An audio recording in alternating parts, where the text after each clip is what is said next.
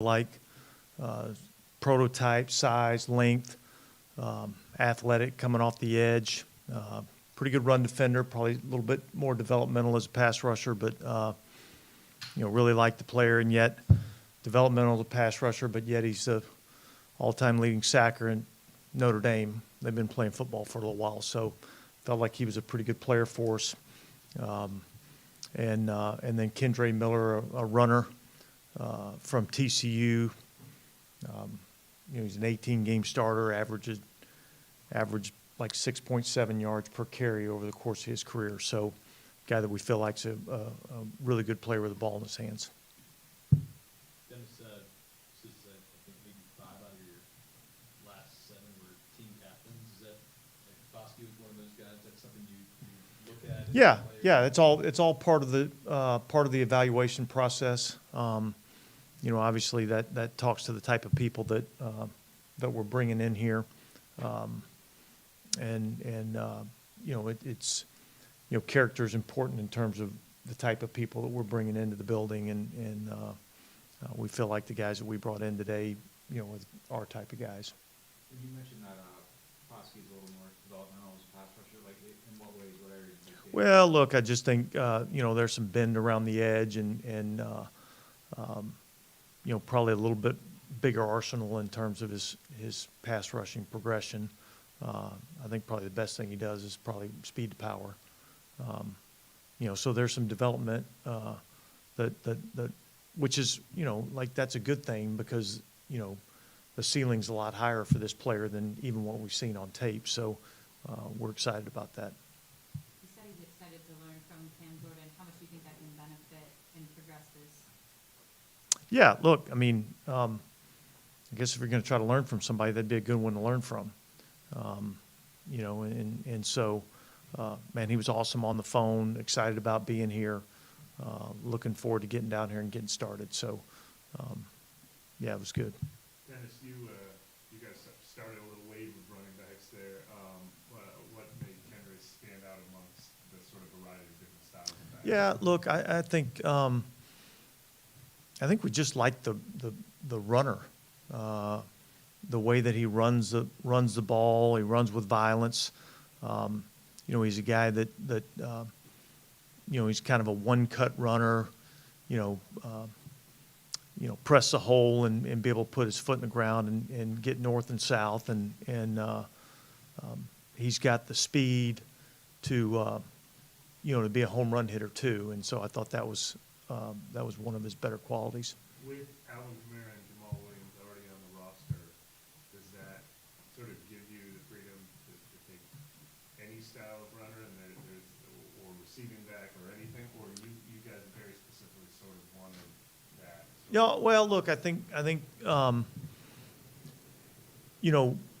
there was probably more of the first and second down style runners in this draft. I think obviously, Gibbs was one of those runners that was more of the joker type player that you could get out of the backfield. A-Chain was one that was one of that type of players. There was a lot of pretty good runners in this draft that we felt like were really good first and second down runners, and probably a little bit more limited choices in terms of call it joker style runners. This is, I think, maybe the first time in 7 or 8 years you'll make a trade in the first We tried. 3 rounds. Was there attempts to move up today? Or? Yeah, and it just didn't work out. Dennis, when was the first time that you met Isaiah? I guess Combine would have been the first time. With some of these players, Isaiah Foskey was one of those that was so clean from a character standpoint that I probably didn't spend a ton of time with him. That was more, scouting evaluation, tape evaluation, and our coaches being able to spend a little time with him. The two defensive linemen we have now, you look at them as a tackle and an end, or do they both have the versatility to Well, I think probably more tackle and end. I do think both of them have some versatility to them. And so, look, the great thing is we see talented players. We get a chance to get them in here. We get a chance to work with them, and really get a real good feel of how we can utilize them. Once we kind of get them on the field, we'll have a better feel for exactly how we can use those guys. But I would say initially, I look at them being as tackle and end separately. And how does the scouting process at all change for a guy like Kendra wasn't able to test because of the injury? Like, do you have to really trust what you see on the tape or project how that might play out? Yeah, certainly we would rather, be able to, complete the whole process.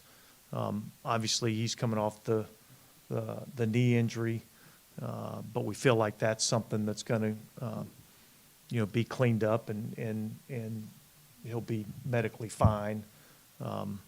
It's probably going to be a process where, he'll start with the trainers as he gets in here initially.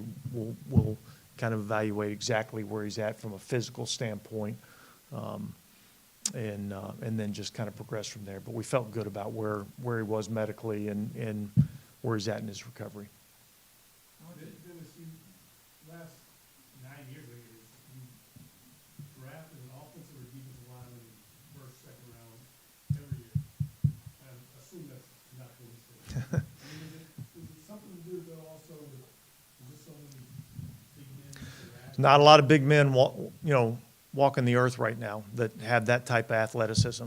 You know what I mean? Like those, there's not very many of them, and so they're a top priority for us. It's a big man's game. I've said that all along.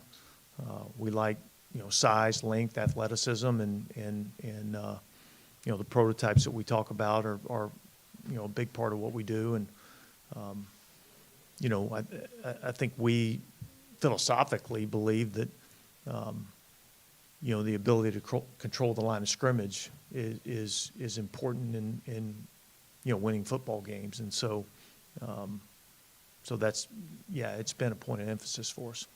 Dennis, when we talked to you and Mickey at the combine, I remember him saying you guys liked the idea of the value of a mid-round running back and actually intended to go in the last couple drafts and take one, and it just never exactly lined up.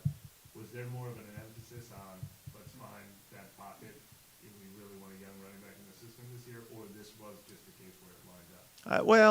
Look, probably a little bit of both. I mean, I think, there was when we started this draft process, there was, an idea that, man, we'd like to, add somebody into that running back room. And where that fell kind of depended on how the draft, worked out. But, we had a really good grade on Kendra. And for him to be there when it came time for us to pick, it was clear to us that was the pick. When you look at Ken Bray on film, does he remind you at all of Alvin? Yeah, I don't know that would be the first thing that I would think with him. I don't know who I would try to compare him to, but I see style-wise, probably a little bit more of a one-cut runner, probably a little bit more of a power-type runner, and probably look, I think he's got good ball skills coming out of the backfield. I don't know that, they utilized him in that role as much as maybe what we've always envisioned Alvin being able to do for us. But, I guess sometimes you hear first and second down runner, and that probably sells the guy a little bit short. I mean, this guy's got ability to make plays out of the backfield. And just between him and adding Jamal Williams as well, was getting more physical in the run game specifically kind of a priority for you guys this offseason? Yeah, I think that was part of it. Yeah. We felt like, having that guy that can get the tough yards for us was important. And look, as much as anything, is just, trying to take a little bit of that load off Alvin. Him having to be the bell cow back for us really for the last couple of years.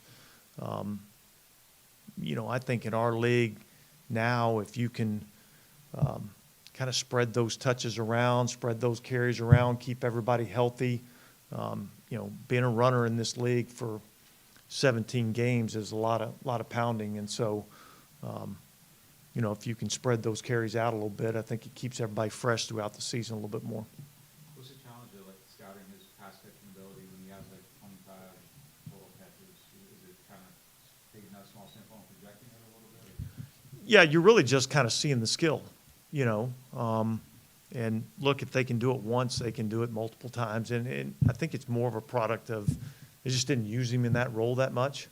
But we certainly feel like he's got that ability and got the hands to be able to do it. Was Bosky, how much were discussed at all? Well, that's not why we drafted him. But yeah, that was like we paid attention to it. 4 block kicks is a lot of kicks. I don't care how you're getting them, where you're getting them. So all of that was discussed and part of the evaluation. But I'd say his ability to play the run and get after the passer was probably a little bit higher on the list. Just wondered if that kind of playmaking is looking to do a trait that translates elsewhere. Well, here's what I would say. I would say playmakers have a knack of making plays. And I don't care what phase of the game that's in. So, blocking a kick is a skill and it's a talent. And, playmakers tend to make plays in whatever phase of the game they're in. Dennis, with Kendrick specifically, he's not 21 yet. He had less than 400 total carries in college. Does that stuff matter to you guys when you're looking at a guy at that position specifically? Well, yeah, look, I think number one, he's an 18-game starter throughout his career. And he's only 20 years old, so, there's not a lot of wear and tear on that body, even though he's coming off the MCL. So, yeah, I think that youth will serve him well. Harley was in here earlier pushing the autism acceptance, and y'all are going for on national TV and just around with the spaces in the dome. What does it mean to you to be a part of that and support him in this run?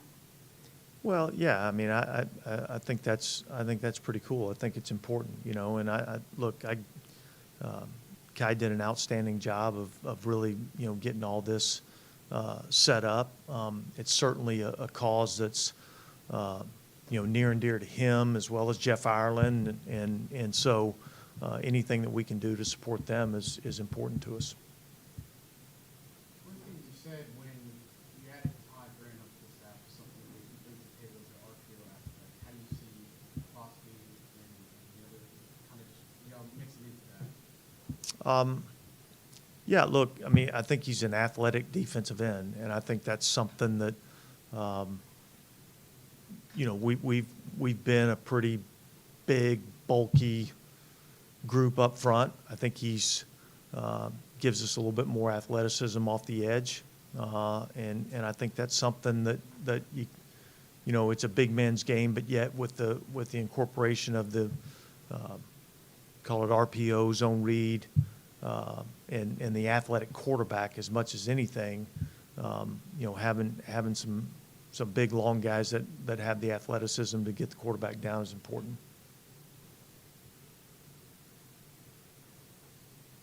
All right. Thanks, guys.